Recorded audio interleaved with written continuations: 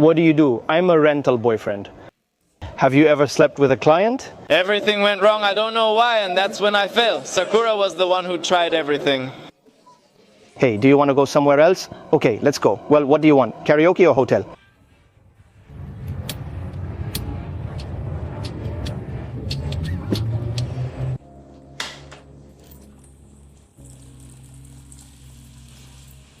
Shibuya. When you say Shibuya, you imagine this, but Shibuya is a big neighborhood and it has everything, a lot of contrast. So here we are in front of Yoyogi Park, where we have the transparent bathrooms that are at the end, on the other side of Yoyogi Park. But on this side, it's an area where there are a lot of homeless people. For example, the man over there who has his things stored there, and also here there's a space to play sports. It says that ball sports are not allowed, so basically the only thing you can do here is run. And while on that side, instead, there's this park that's kind of weird. It's full of, I don't even know, what is that, like a daycare or something? Kids play in the water and mud, doing all sorts of things. Interesting. All right, this is Yoyogi Park. And here, for example, at the entrance of the park, it's an area where a lot of people gather to play sports, have picnics and all that. But at the end of the park, there's an area that's full of homeless people's houses. Do you see all those little tents there? The people are there too. And what's more, in this park, sometimes once a week or every 2 weeks, volunteers gather to serve meals and distribute them to the men. Very, very, very camped out here, these folks. But anyway, let's go. We don't want to bother them. Look, on that side, it's also packed. You can see 2 big blue tarps over there. But look, it even seems like, oh no, what is it? Like some kind of shop. It kind of looks like it. It has the style of a tent. No, it's not a shop. I mean, I can see a bed there. It looks more like some sort of workshop or something like that. In Japan, unfortunately, there are a lot of teenagers. It's something that I think became a trend back in the 90s, where young people would attack men, especially if they were older. Because of course, they are the most defenseless people who can't file complaints, and they receive violence from unknown young people. And just so no one says we're not in Shibuya, right there, that building in the center behind everything is the Shibuya Sky. The famous observation deck that has this kind of balcony, which is packed with people. And besides, with this heat, I can't even imagine what it must be like to go up there. And there's always a line to take a picture on the little transparent glass corner. But of course, on this side of the park, they always have food festivals and things like that. But right now, they're just getting ready. Today is Friday, so there will probably be some kind of festival or something tomorrow. But anyway, let's get the hell out of here. What we're exploring is the Shibuya-ku district, and the whole Shibuya district is big. I mean, there are several train stations along the whole way, but of course, from here, we're close to Harajuku Station, which belongs to the Shibuya district. And well, this is the entrance to Yoyogi Park, where in this circle right here, the rockabillys usually gather on Sundays to dance. Which for ages, I think since the very first time I came to Japan, there's always been a circle of rockabilly groups dancing. There's one of the guys who comes here to dance rockabilly who became quite famous because, of course, so since they're always here, some producer or talent scout, whoever it was, hired one of them to appear in music videos, and the guy who showed up in the videos looked really cool. And of course, that probably motivates them to keep coming here every week to dance. But it's cool, it's cool. The first time I saw it, I said, wow, that's wild. Rockabilly's in Japan. There's everything in Japan.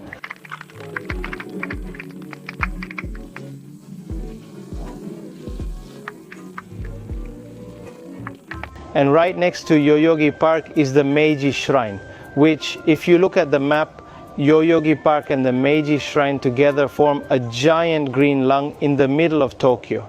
A huge green space. This shrine was dedicated to Emperor Meiji, who was one of the emperors in history because he was the one who changed the country from a feudal system to a constitutional nation. And well, this tree, for example, actually represents the union of the emperor and his wife. They are 2 trees that were planted separately, but when you look at them from above, it's as if they're a single tree, right? Shinto shrines, this is a Shinto shrine. And when you talk about the difference between Shintoism and Buddhism, well, Shintoism is the native religion of Japan. It's the religion the country was born with. The current emperor is a descendant of the first emperor of Japan, who was born in 711 before Christ, and that's 2,700 years of uninterrupted lineage. And the first emperor descends from Amaterasu, the sun goddess, who is the main deity in Shintoism. So Japan is a Shinto country. But anyway, a long time ago, more than 1500 years ago, the emperor accepted the introduction of Buddhism because he noticed that it could complement Shintoism, since Shintoism is a religion very focused on the connection with the gods of nature. And an interesting fact is that in Shintoism, in ancient times, death was seen as something impure. Therefore, when an emperor died, the land became impure, and as a result, the imperial house would move. The fact is that when Buddhism arrived, the emperor liked the philosophy that there is another life after death.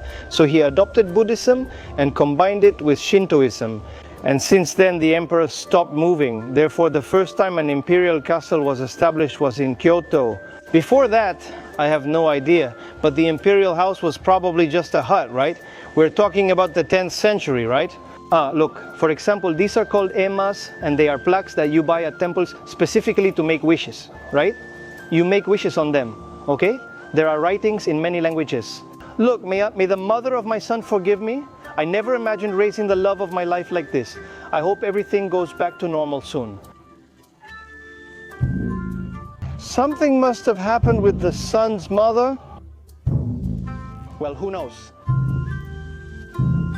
It looks like they're going to hold a ceremony there, which, by the way, here in this sanctuary, for example, every Saturday and Sunday, there's always a wedding. Because, well, Shinto shrines are where weddings are held, since Shintoism is dedicated to all kinds of celebrations, while Buddhism is more focused on the spirit and on death. That's why cemeteries are managed by Buddhist temples and funerals are Buddhist. This is very nice because both religions blend together very well, even though they are different. I mean, there is no conflict between the two religions. How can you recognize a Shinto shrine? Very simple. The torii is the symbol that represents Shintoism. If there is a torii, it's Shinto. If it's not there, it means it's a Buddhist temple. And here we have train tracks. What happens when we have train tracks? In the videos we've been watching lately, they divide neighborhoods. Here on this side we have the Meiji shrine. It's super sacred place, lots of greenery and so on. And what do we have on the other side? A sea of people, because we're in Takeshita. I mean, just crossing the tracks, the atmosphere changes completely. This is one of the busiest neighborhoods when it comes to fashion or current trends. I mean, since the 1980s, this has always been a neighborhood dedicated to fashion or underground styles. This is where Japanese urban tribes used to gather, right?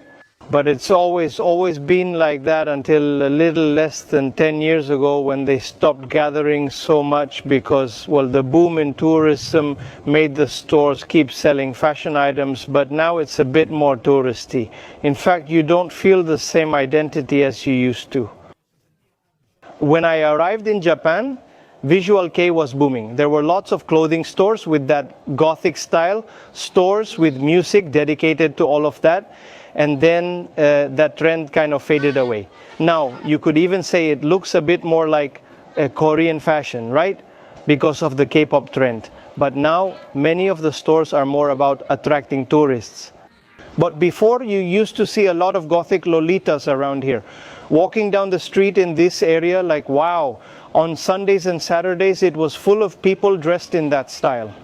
Look, this is a store, for example, that remains from the Gothic Lolita trend, right? That kind of dark style. But look, here, for example, sweets, 10 yen coins filled with cheese, tapioca. That's right, it's a neighborhood very focused on sweets. Here, a lot of sweets are sold, for example, colorful cotton candy. Then downstairs, strawberry shops. And here is basically where crepe culture was born. These are the plastic samples, right? Look at this store, it's kind of for show stuff and all that kind of thing. And here, for example, even Lady Gaga bought clothes. No, just kidding, but anyone would. It's full of pet cafes, which all started with the cat cafe, then dog cafes. And now the pig cafe is really trendy, which are piglet cafes, where you basically go in to spend some time petting piglets. Here you can see them, all little piglets. So I have a friend sending her a greeting now who worked in one of these. And the thing is, she even ended up adopting a little pig, which she now has as a pet. But when she worked there, she once asked the supervisor, out of curiosity, what happens when they grow up? Because you see, it's a type of pig breed that doesn't grow that much, but they still grow, right? And they reach a size where you can't keep them in the cafe anymore because they're too big. The idea is for them to be small. And the question is, what happens when they grow up? Are they sold? And what happens if they don't get sold? Are they sold? And he never asked again. It says no cameras there, but that's where the Otter Cafe is. Our friend Araya Vlogs had been there. Honestly, it's a bit intense. So I wouldn't go into that place because they're not domestic animals. In fact, he touched one and it seemed dead. They told him, we'll switch it for you. Honestly, I neither defend nor attack these places because I lack information and don't know. And here, for example, you cross Takeshita Street and all that, and there's another alley where, for example, there's a Granif store where I sometimes buy shirts. Let's see. Most of the shirts I have are from an American brand called Middle of Beyond. Those are the ones with horror characters, like some video games. But here, for example, they have collaborations with a bunch of different anime.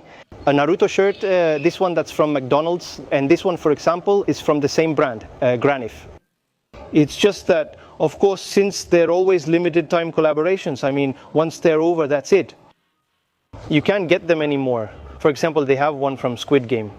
But like that, I don't really like it. I wouldn't wear it. Ah, I did buy this one here.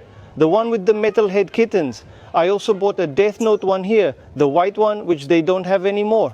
I bought it 1 or 2 months ago. And right there is Omotesando, next to Takeshita Street. Omotesando is one of the fanciest, snobbiest, most upscale neighborhoods in Tokyo. Just look at that building. And along this street, going all the way over there, it's full of Dior, Chanel, Vuitton, Boss stores, all the brands. There's even an Apple store over there too. But anyway, I won't bore you with rich people stuff, so let's go down Cat Street, which takes us straight to the center of Shibuya. Ah, for example, this is a little alley full of microbars. I've shown on the channel several times how small they are. At most, 5 people can squeeze into each of these bars. Well, let's see. You can see everyone is packed in there. Usually these kinds of bars that are super tiny, okay, a lot of tourists go because they like the experience of really small bars. But actually these bars were originally made for people, well, whether they're single or not. But usually people who go alone to have a drink and chat, to socialize with a stranger. Because of course the place is perfect for that, right? Since the bars are super small, the other customer is only about 50 centimeters away from you, and they probably came alone too, so people end up chatting with each other.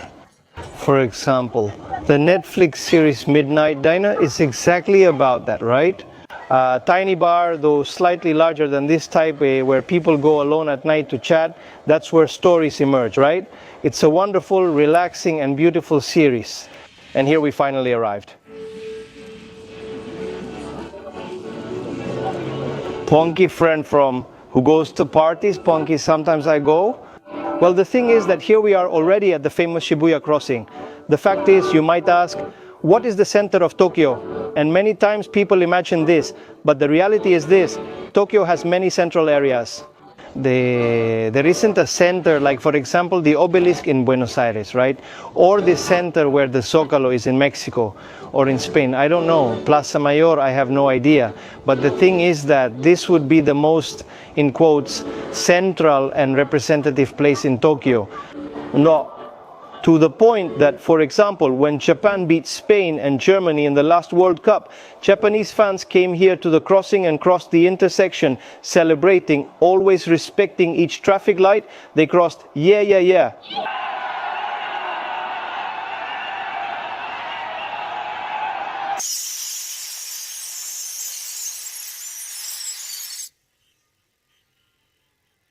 And then they came back, yeah, yeah, yeah. And that's it. It's like there's no real central point where people gather to demonstrate. But many times, For example, you can see protesters on this side, for example, about the war in Palestine and things like that. Sometimes you can see people there protesting because it's a very busy area, but those demonstrations aren't really massive either, right? But well, there's the famous statue of Hachiko, and that's where I put the Argentine flag on Hachiko when Argentina won the World Cup and the Copa America, the last 2 times. There are some people who might have criticized me, saying it's disrespectful, but come on, you can put the flag on and take it off. It's not vandalism. But well, there are people who like to be social media moralists, but honestly, I don't pay any attention to those people. Now, Shibuya, just as you see it, you might think that for Japanese people, all of this is totally normal. But keep in mind that outside of Tokyo, Osaka, and the big cities, Japan is a country with a lot of rural and countryside areas. There are a lot of people who come from other provinces to study in Tokyo, to go to university. Young people come here and they don't understand anything. They feel completely lost. For example, I really like watching Japanese television, and I see talk shows with famous people who are originally from very rural areas, and they talk about how they felt like total country folks when they arrived in Tokyo, and you hear some really funny stories. Or for example, Nissan no Naka in some of their hometowns, it was common for trains to come very infrequently, and students would sit on the floor when they traveled. Then they came to Tokyo, got on the train, and when the seats were taken, they sat on the floor, and people would ask them, "Warodi, what are you doing? Are you feeling sick or something?" And of course, this is a neighborhood that even surprises a lot of Japanese people. And what's more, right there at the station exit just now, it's an area where a lot of catch happens. Here we call it catching, which is people looking to pick up certain types of people, whether they're customers. You often see idols or young guys trying to draw in a crowd, to catch someone's attention, to promote something. Because there are a lot of people from the countryside who come to such a big city for the first time. And of course, if someone stops them on the street to talk, they don't see it as strange. People from Tokyo don't pay attention and just keep walking. They don't even turn around. But of course, people from the countryside are much more vulnerable because they haven't had the same culture since the 80s, I think. It's an area where girls were always recruited to work in adult films or things like that. And it's a neighborhood where you can find a lot of people pretty liberal. In fact, it's an area where there can be a lot of casual encounters with people drinking on the street. And well, it happened to a friend of mine, a foreigner. He came here, went into a bar, and a girl said to him, "Do you want to go somewhere else?" "Sure, let's go." "Okay, what do you want, karaoke or hotel?" This is Family Mart on Shibuya's main pedestrian street, a famous spot where many young people gather, along with another Family Mart on the next block by the police station. On the weekends, this place gets crowded, especially with foreigners, but well, it's good for tourists who come here and talk with other foreigners, to chat. Maybe you'll even find a fellow Latino. Well, most people probably speak English, but I've spent many times here, from night until late, drinking with friends and talking. And here I brought my friend Mati, who's Chilean. Hi, nice to meet you. And what do you do for work? I'm a rental boyfriend, a boyfriend for hire. How long have you worked as a boyfriend for hire? About 2 months, more or less. 2 months? Yes, the work is quite entertaining and interesting. How did you get into that world? Through apps, websites, and attracting clients that way. So it's basically like a dating app, but you sign up on your own and charge whatever you want. Exactly. Can I ask how much you charge? I charge 12,000 yen per hour. That would be about $80 an hour. The first hour is paid in advance before the appointment, and depending on how the appointment goes, we see if it extends for another hour, if the client wants it that way. Do most of them extend? Most of them extend, yes. Can you say what the applications are? The top 3 I find are Luxy and Luxy.com. Also, for Japanese apps, you need the Japan region since they're not in the Western Play Store. Sugarbook and Pato, just like the animal Pato. They're the best apps. P-A-T-O? P-A-T-O, yes. Also, obviously, there are Western apps, which I use as well. For example, Badoo. Badoo is not an app for rental boyfriends, but of course I created a profile and in my description I have rental boyfriends, and sometimes people find me through there as well. Anyone who comes can do it. Exactly, exactly. I mean, it's super easy. It's really easy, honestly. In your case, did you write a profile? I assume most rental boyfriends are Japanese, but your profile is in English and you only speak English. In English, yes. Because you don't speak Japanese. No, I use the simple Japanese trick, which I understand, but speaking it is harder for me. But of course, the clients always get together with the excuse, oh, that's great, I just needed to practice my English. So those are the kinds of clients I attract. Normally, that's how I am, but on dates, I act more like arigato and similar things. Being very innocent. Of course, innocent, I laugh, I cover my face. Not being imposing with girls so as not to intimidate them. Never invasive, never forcing the conversation, always letting them talk. Most of the time, just listening. Other times, yes, they do ask me about myself, but the idea is to get to know each other mutually. But what I'm getting at is that, of course, being really kawaii, really effeminate, also at least for me, works a lot, and it comes naturally to me too. And at the end of the pedestrian street is the Tatsuichi bar, which is where I always have the meetups. If you come to Japan, if you follow me on Instagram, you know that whenever possible we have meetups. Never ask if there will be one next month or in a specific month. The answer is I don't know, because the meetup basically happens when I have a free spot in my schedule. And I say, well, I think in 2 weeks I can do a meetup, or next week, and then I set a date. But no, there isn't a fixed date anymore. Let's have a drink around here. And I asked Danny, do you have any story to tell about Shibuya? And he said yes. Yeah, there isn't just one, but several. The most memorable was a night at Voyager, where for 1,000 yen you get an open bar and unlimited drinks. Yeah, it's close to here, but nowadays it's really crowded, and I think at this point it's 90% foreign men. Yeah, but anyway, that place is famous because it used to have a lot of gaijin hunters, girls who only wanted to be with foreigners. So one day I was drinking there with my friends and a Japanese girl walked by and touched my arm like she was just walking by my side and touched me. And then she kept walking. In the end, the girl goes to the bar's side, turns, looks at me and greets me like this. Oh, well, spoiler alert, well, what had to happen happened, right? And with that same girl, I started going out, like sometimes to have a drink or to eat. One day I wanted to bring her to Tatsuichi, but I never told her we were coming. I told her, let's go to a bar. As we're about to enter, she says, no, Danny, not here. I ask, but why? Well, as soon as I say why, a guy comes out of Tatsuichi, an American who used to come here a lot. He comes out and greets her. Hey, Sakura, what's up? And the girl didn't even know where to look. The girl had already hooked up with half of the regulars at this bar. Many foreigners come to this bar because it's comfortable, central, easy to enter, and has good prices. But minors under 18 aren't allowed.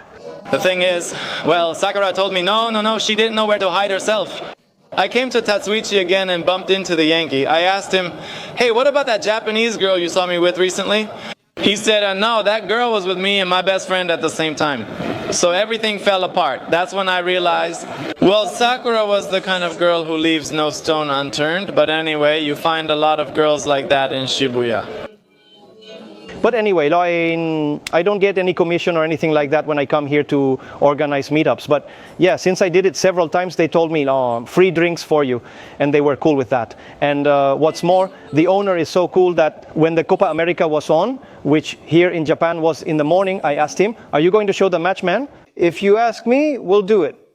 When we arrived in the morning, an employee was sleeping on the floor. They were really cool. Honestly, the people at this bar are very cool. And right next to Tatsuichi, we have a meetup bar. And here are my friends Lin and Onshin right here. They work on Fridays and Saturdays. They're at the entrance of this place, which is like a meetup for language exchange between foreigners and Japanese people. Does Onshin know Spanish? No. But he understood the question.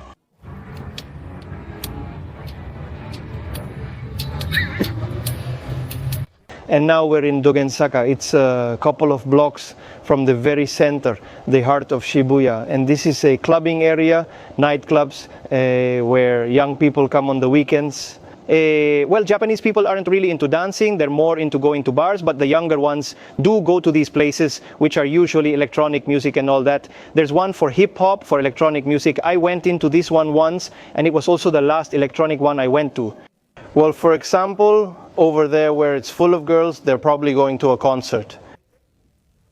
But this is also an area full of hotels. And you know, nightclubs and hotels go hand in hand. Because this is exactly the kind of area where more liberal people looking for more adventure, come to have fun. With a lot of noise and with little noise. Have you ever slept with a client? Up until now, no. Up until now, no. But they do offer it. But look, you were telling me that most of the clients, if they're young, they're not that pretty because they wouldn't need a date boyfriend. Exactly. But most of them are over 40. They're older, most of them are married. Many times the first thing they tell me is, please be very discreet, this is behind my husband's back. They talk badly about their husbands, they tell me about their family problems, their problems at work, who hates them, who they don't like. And many times it's not just something romantic, but basically it's like being their psychologist, listening to them. Some of them cry, I have to comfort them. I've said it a billion times on this channel that here the psychology situation is a disaster and people turn to services that aren't professional but use them like psychologists. Going to bars, talking to bartenders or hosts, hostesses, or in his case, a rental boyfriend. How do Japanese girls respond to your style? Outside of work, yes, honestly, I've never liked to brag, but honestly, things aren't bad for me. I feel very comfortable talking to girls, to women, and especially when it comes to partying, of course. I'm the type who likes to approach and start a conversation. You're doing well and not hungry. No, I'm not going hungry. And before you had the style? Obviously, the style has improved a lot. It was better before too, just not as much as now. Have you had really beautiful clients? Did you ever kind of like half fall in love with one of them? I've only twice thought, wow, this lady is a real mother. I'd like to fucking beautiful. But of course, it's very rare for young girls to be beautiful, but it's more common for older women to be beautiful. And among those who are beautiful, didn't any of them want to invite you to the hotel or something like that? One of the ones I mentioned, yes. They're very flirtatious all the time, always talking to you up close. Some want kisses, but I made it clear before meeting that I don't want that. I could if I chose to. No one controls you. I'm my own boss, so of course there's no company behind me controlling me of, hey, look, you did this, that was inappropriate. Everything depends on me, but because of my own morals, I don't do it. I still don't want to cross that line, honestly. I'm doing pretty well, just...